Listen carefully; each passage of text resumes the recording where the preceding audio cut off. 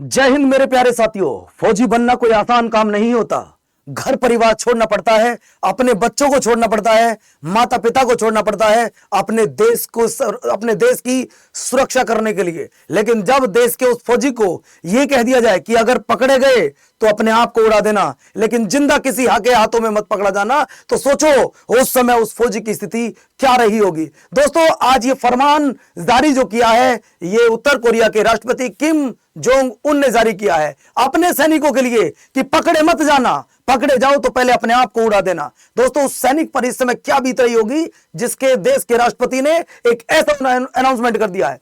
आप लोगों को जानकारी होगी कि विश्व में आज 150 से ज्यादा युद्ध चल रहे हैं, जहां पूरी दुनिया तबाही के मंजर की तरफ चल रही है। आप देख रहे होंगे अमेरिका, इजराइल, ईरान पर अटैक किए, पाकिस्तान, अफगानिस्तान का अटैक चल रहा है, उधर कंबोडिया, थाईलैंड का अटैक चल रहा है। मतलब बहुत सारे इस समय विश्व में युद्ध चल रहे हैं। लेकिन एक सबसे खतरनाक न्यूज निकल कर आ रही है जो किम जोंग उन ने की है। आखिर क्या है ये मुद्दा, आइए बिल्कुल समझते हैं इसको सिंपल भाषा में। मैं हूं आपका दोस्त पवन मोरल और आप सभी का स्वागत करता हूं पीएम डिफेंस स्टडी पर। जय हिंद मेरे प्यारे साथियों। क्या है ये मुद्दा, जहां पर सेल्फ ब्लास्ट पॉलिसी की बात की जा रही है। कैद नहीं, सिर्फ मौत चाहिए, कैद नहीं मौत। जैसा कि आपको पता होगा कि इस समय विश्व में सबसे भयंकर जो युद्ध चल रहा है वो रूस और यूक्रेन के बीच चल रहा है। लगातार पिछले 3 सालों में न जाने कितने लोग घर से बेघर हो गए हैं, हजारों लोगों की जान चली गई है, हजारों लोगों का व्यापार ठप हो गया है, हजारों लोगों की जो दुकानें चल रही थी वो बंद हो गया है। जीवन आज तो व्यस्त हो चुका है। यानी कि मेरे प्यारे साथियों, रूस और यूक्रेन के युद्ध में बीच में उत्तरी कोरिया की एंट्री कहां से आ गई। उत्तरी कोरिया रूस को सपोर्ट कर रहा है, यानी कि रूस की मदद करने के लिए उत्तर कोरिया मैदान में उतर चुका है और उत्तर कोरिया के जो सिपाही हैं अब वो रूस की तरफ से लड़ रहे हैं। तो अभी अभी हुआ क्या दोस्तों, नॉर्थ कोरिया के जो लीडर हैं किम जोंग उन ने एक शहीद स्मारक बनवाया है।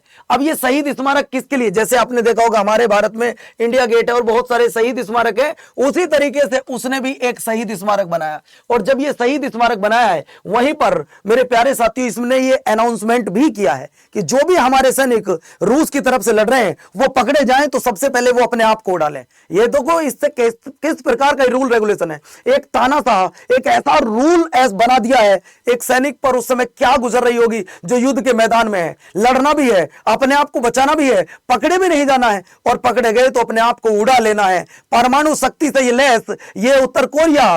दोस्तों, आज विश्व में ताकतवर की जब बात की जाती है तो दुनिया का चौथा सबसे खतरनाक देशों में इसकी गिनती की जाती है। रूस की और यूक्रेन की बड़ी अच्छी दोस्ती है। दोनों देशों में साम्यवादी विचारधारा है, दोनों देशों के रिलेशन बहुत अच्छे हैं। जब कभी एक दूसरे को जरूरत पड़ती है तो रूस यूक्रेन की जब कभी एक दूसरे को मदद की जरूरत पड़ती है तो रूस उत्तर कोरिया की मदद करता है, उत्तर कोरिया रूस की मदद करता है। दोनों साम्यवादी विचारधारा को फॉलो करते हैं और दोनों एक दूसरे के बहुत अच्छे दोस्त हैं। दोनों देशों की सीमा भी साझा करती है। अब अगर हम बात करें दोस्तों, आपको जानकारी होगी रशिया के राष्ट्रपति व्लादिमीर पुतिन और जेलेंस्की जो कि आपके यूक्रेन के पीएम है, इनके बीच में मतलब दोनों देशों के बीच में पिछले 3 सालों से लगातार युद्ध चल रहा है। लाखों जवान शहीद हो चुके हैं, हजारों लोग घर से बेघर हो चुके हैं, रोजगार ठप हो चुका है, रोजमर्रा की जिंदगी खत्म हो चुकी है। लेकिन इन दोनों देशों के बीच का युद्ध बंद नहीं हो रहा है। ना यूक्रेन झुकने के लिए तैयार है, ना रूस बात मानने के लिए तैयार है। कई बार अमेरिका ने भी कोशिश की है कि इन दोनों के बीच में मैं समझौता करा सकूं। 1 फरवरी 2026 के दिन एक मीटिंग भी कराई थी अमेरिका ने। एक अच्छा कदम था अमेरिका का, लेकिन दोस्तों वो मीटिंग सफल नहीं हो पाई। ना रसिया ने बात मानी थी, ना यूक्रेन ने बात मानी है। आइए मैटर और समझाता हूं। देखो दोनों में कितनी खतरनाक दोस्ती है। अच्छा, इधर बैठे किम जोंग साहब, इधर पुतिन साहब फोन किए, हेलो आप सुन रहे हो जी, किम जोंग जी, हाँ साहब बोलिएगा, जरा भेजिए ना, थोड़े सैनिक की जरूरत पड़ रही है। मतलब अगर सैनिक की जरूरत पड़ रही है तो ये इधर से सैनिक भेज रहे हैं, क्योंकि 40,000 से ज्यादा जवान सिर्फ रसिया के शहीद हो चुके हैं। अब रसिया की मदद कौन कर रहा है? चौथे नंबर की विश्व में सबसे ज्यादा सेना रखे बैठा है ये बंदा, ये वो तानाशाह है। आप सोचो, इसके यहाँ रूल अलग चलते हैं। अगर ये रोएगा तो सब रोएंगे, ये हंसेगा तो सब हंसेंगे, इसके जैसे कोई बाल तक नहीं कटा सकता है। ये ऐसा तानाशाह है। मतलब पूरी तरीके से यहां आज भी मोनार्की चल रही है, समझे। इसके बाद अगर हम बात करते हैं, एक छोटा सा देश लेकिन ताकतवर की बात करते हैं तो ताकत में आज एक बहुत बड़ा ताकतवर देश बन चुका है दोस्तों। ये अपनी मिसाइल पाकिस्तान को, मिसाइल अपनी रसिया को, उनको भी देता है। मतलब मिसाइल बनाने की जो टेक्निक है, जैसे हम लोग ब्रह्मोस मिसाइल भारत रूस से लेता है, उसी तरीके से ये रसिया को भी बेचता है अपनी मिसाइल, ये पाकिस्तान को भी अपनी मिसाइल बेचता है। एक छोटा सा देश इतना ताकतवर देश बन चुका है। मैंने अभी आपको बताया था कि अगर ये रोएगा तो सब रोएंगे। ये देखो, ये बंदा रो रहा है, इमोशनल हो रहा है। तो यहां जितने फौजी भाई खड़े हैं, फौजी किसी भी देश का हो यार, वो अपने देश के लिए मान सम्मान होता है, वो अपने देश के लिए अपनी जान कुर्बान करने के लिए तैयार खड़ा होता है। ये बंदा रो रहा है तो सभी इमोशनल है। आप देख लीजिएगा जितने फौजी भाई खड़े हैं, ये सारे फौजी भाई इमोशनल हो चुके हैं इस समय। यानी कि अब हम थोड़ी सी बात करते हैं इसके डेटा के अनुसार। The Korea is people's of army. अगर हम इसकी कोरिया की आर्मी की बात करें तो दोस्तों देखो, 4th लार्जेस्ट मिलिट्री फोर्स, दुनिया की 4थी सबसे ज्यादा फोर्स वाला देश है ये। इसके बाद 1.3 मिलियन एक्टिव पर्सन है बच्चों, यानी कि एक्टिव आपके फौजी भाई हैं। 13 लाख से ज्यादा इसके पास में सेना है और 6 लाख इसने रिजर्व में रखी हुई है, यानी कि 6 लाख रिजर्व में और 13 लाख इसके पास एक्टिव फौजी हैं। यह ध्यान आपने रखना है दोस्तों। जब मिसाइल की बात की जाती है, जब हम हथियारों की बात करते हैं, परमाणु हथियारों की बात करते हैं, ये परमाणु हथियारों से लैस है। क्लस्टर बम तक इसने बना लिया है। ये इतना खतरनाक बंदा है, जब भी किसी मिसाइल का परीक्षण करता है तो उसकी सोशल मीडिया पर वीडियो आती है। बंदा भाई खुद सोशल मीडिया पर अपलोड कराता है ताकि अमेरिका जैसे देश भी भाई से डरते हैं, वो भी इस पर हाथ नहीं डालते हैं। इसके पास इतनी खतरनाक मिसाइल है जिनकी मारक क्षमता 18,000 किलोमीटर तक है। सोचो आप, हमारे पास ऐसी मिसाइल है जिनकी दूरी मारक क्षमता सिर्फ 5,000 किलोमीटर के आसपास तक है, लेकिन इसकी मारक क्षमता ऐसी जो 18,000 किलोमीटर तक। देखिए, आदमी अपनी जो कोई भी व्यक्ति अगर अपनी मिसाइल बना रहा है तो वो अपने दुश्मन के अनुसार, कि मेरा दुश्मन वहां तक बैठा है, मैं वहां तक की बात कर रहा हूं, बस मैं उस तक मार सकूं, ये अमेरिका को अपना दुश्मन मानता है। और कोरिया और अमेरिका की बात करते हैं तो लगभग 12,000-13,000 की डिस्टेंस है। इसने कहा छोड़ो 12-13,000 छोड़ो, 18,000 किलोमीटर से ज्यादा की मारक क्षमता वाली मिसाइल, ये वो मिसाइल है जिसकी मारक क्षमता 18,000 किलोमीटर से ज्यादा है साथियों। 18,000, सोचो आप, एक छोटा सा देश लेकिन टेक्नोलॉजी में इतना खतरनाक मिसाइल ऐसी जो 18,000 किलोमीटर तक मार करती हो। इस समय नॉर्थ कोरिया के लगभग 14,000-15,000 सैनिक हैं, ऐसे हैं जो रसिया की तरफ से युद्ध लड़ रहे हैं यूक्रेन के खिलाफ। यानी कि 14-15,000 सैनिक हैं जो अपनी जान लगाए बैठे हैं। और दोस्तों आपको मैं बता दूं, उन 14,000-15,000 सैनिकों पर क्या गुजर रही होगी वो एक अलग बात है, लेकिन उनके माता पिता पर क्या गुजर रही होगी। एक बेटा अपनी मातृभूमि के लिए नहीं लड़ रहा है, दूसरे की मातृभूमि के लिए लड़ रहा है, लेकिन यह पता नहीं कि मेरा बेटा घर आएगा नहीं आएगा। युद्ध जीते घर आएगा, युद्ध नहीं जीते और तुम मारे जाओ, पहली बात तो अगर पकड़े गए, और अगर आपको यह लग रहा है कि हम पकड़े जाने वाले हैं तो तुरंत अपने आप को उड़ा लो।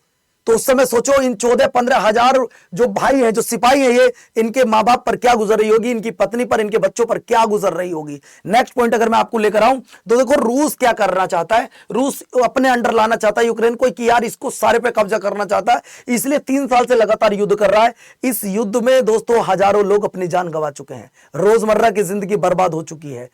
कई बार अमेरिका ने कोशिश की है कि दोनों देशों के बीच में समझौता करा सकूं, लेकिन समझौता अभी तक नहीं हो पाया है। इस तरीके का तानाशाह है, दुनिया डरती है दोस्तों। अगर हम अमेरिका की बात करें तो अमेरिका भी हाथ नहीं उठाता है, मतलब अमेरिका भी आंख नहीं दिखाता है। किससे? उत्तर कोरिया से। कहीं ना कहीं वो भी आंख चुरा रहा है यहां पर। अगर हम बात करते हैं तो ये ताकतवर की जब बात की जा रही है साथियों, तो ये बहुत घना बहुत ही जबरदस्त खतरनाक एक देश बनकर उभरा है सामने। आखिर क्या है ये मुद्दा जो दोस्तों आज इतना हाई लेवल पर चल रहा है? एक बार फिर से मैं आपको ओवरव्यू देता हूं। दरअसल में है क्या, अभी एक पॉलिसी आई है, सेल्फ ब्लास्ट पॉलिसी, कैद नहीं सिर्फ मौत चाहिए। यह मुद्दा है, आज सोशल मीडिया पर बहुत ज्यादा चर्चा का विषय बना हुआ है। मैं इसको समझाता हूं 2 से 3 मिनट में। दुनिया भर में करीब 150 से ज्यादा युद्ध इस समय एक्टिव युद्ध हैं जो चल रहे हैं, जिसमें रोज डेली हजारों लोग अपनी जान गंवा रहे हैं। लेकिन उनमें एक सबसे खतरनाक युद्ध चल रहा है रूस और यूक्रेन का। लेकिन जब रूस और यूक्रेन का युद्ध चल रहा है, इसमें उत्तर कोरिया बीच में कहां से आ गया? उत्तर कोरिया रूस की मदद कर रहा है, और जब रूस की मदद कर रहा है तो फिर रूस में अपने सेना भेज रहा है। इस समय 14-15 हजार अपनी सेना उसने रसिया में भेजी है जो यूक्रेन के खिलाफ लड़ रही है। लेकिन किम जोंग उन ने एक ऐलान किया है, एक फरमान जारी किया है कि कोई भी सैनिक मेरा पकड़े मत जाना, अगर पकड़े जाओ तो अपने आप को उड़ा लेना। यानी कि सोचो, वो 14,000-15,000 सैनिक मौत के ऊपर बैठे हैं। अगर देखा जाए कि कभी भी अगर ये लगा कि यूक्रेन हमें पकड़ सकता है तो तुरंत हमें अपने आप को उड़ा लेना है। उसी बंदे ने, देखिए जो भी लोग युद्ध में अभी तक, जो भी जवान भाई अभी तक युद्ध में मारे गए हैं, उनके लिए इसने एक स्मारक भी बनाया है। जैसे हमारे यहां पर आपने देखा होगा शहीद स्मारक बनते हैं, उसी तरीके से इसने एक शहीद स्मारक भी बनवाया है। और जब इस शहीद स्मारक की ओपनिंग की जा रही थी तभी इस बंदे ने यह अनाउंसमेंट किया था कि पकड़े मत जाना, सीधा अपने आप को उड़ा लेना साथियों। इसके बाद नेक्स्ट, अभी हमने आपको बताया कि रूस और उत्तर कोरिया की बहुत अच्छी दोस्ती है दोनों देशों के बीच में, मतलब पुतिन और किम जोंग उनके बीच में बहुत अच्छी दोस्ती है। दोनों के यहां पर साम्यवादी विचारधारा को दोनों फॉलो करते हैं। दोनों का एक दूसरे से बॉर्डर भी लगता है, दोनों देशों का आपस में एक दूसरे को हथियार भी सप्लाई करते हैं। और इससे बड़ी बात क्या होगी, जब एक दूसरे को प्रॉब्लम आ रही है तो एक दूसरे को सेना भी ट्रांसफर कर रहे हैं। हो सकता है कभी भविष्य में उत्तर कोरिया को जरूरत पड़ती है तो रसिया फिर इसकी मदद करेगा। जेलेंस्की से कई बार अमेरिका ने बात करने की कोशिश की है और पुतिन से बात करने की कोशिश की है कि इस युद्ध को रोका जा सके, क्योंकि 3 साल के आसपास हो चुके हैं इस युद्ध को। हजारों लोग घर से बेघर हो चुके हैं, रोजमर्रा की जिंदगी खराब होती जा रही है। कई लोगों का जो व्यापार था, बहुत बड़ा बड़ा व्यापार था, वो व्यापार बंद हो चुका है। और अगर किसी युद्ध में किसी एक व्यक्ति की जान जाती है तो सोचो उस परिवार की हालत क्या होती होगी।